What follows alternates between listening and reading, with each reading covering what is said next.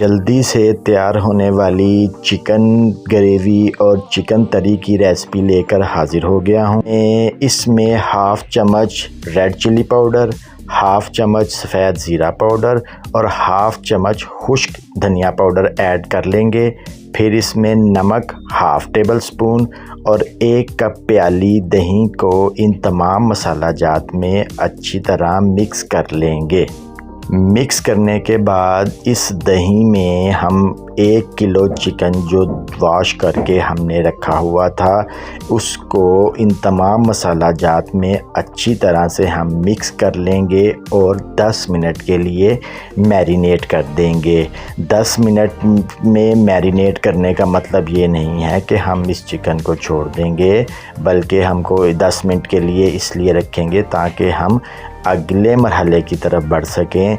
और अगला मरहला क्या है वो मैं आपको बताता हूँ। तो पहले इसको अच्छी तरह हम मैरिनेट करके इस मसाला जात को चिकन में अच्छी तरह मिक्स करके रख लेते हैं ताकि ये मसाला जात चिकन में अच्छी तरह से मिक्स हो जाएं।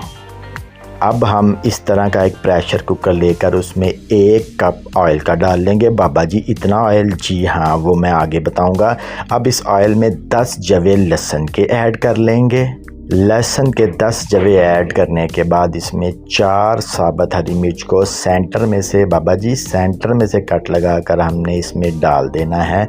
अब हम इसमें देगी मसाला जात, दादरक मिर्च, बड़ी इलायची वगैरह डालकर इस मसाला जात को अच्छी तरह से मिक्स कर लेंगे। अब इसमें 2 बड़े साइज़ के प्याज जो हमने इस तरह काट कर रखे हैं उनको हम हल्की आंच पर लाइट ब्राउन होने तक पकाते रहेंगे ताकि ये तमाम मसाला जात अपनी खुशबू भी छोड़ जाएं बाबा जी और प्याज भी गल जाएं। अब हम इसमें आधा चम्मच लहसुन अदरक का पाउडर, आधा चम्मच नमक डालकर इसको हम अच्छी तरह भूनेंगे प्याज़ों का कलर चेंज होने तक।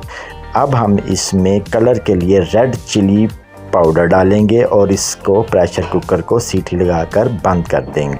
3 मिनट के बाद हमने प्रेशर कुकर खोला और इन तमाम मसाला जात को हमने एक ग्राइंडर मशीन में डालकर अच्छी तरह ग्राइंड कर लिया। और देखें अब इसमें हम मैरिनेट किया हुआ चिकन डाल देंगे और फिर अब हम इसको खुश्क गरम मसाला डालकर अब हम इसको दोबारा 4 साबुत हरी मिर्च डालकर इसको हम खुश्क मेथी भी डालेंगे और फिर अब हम इसको 5 से 10 मिनट के लिए प्रेशर कुकर की सीटी लगाकर पकाएंगे। और देखिए हमारा तरी वाला चिकन पककर तैयार हो गया है।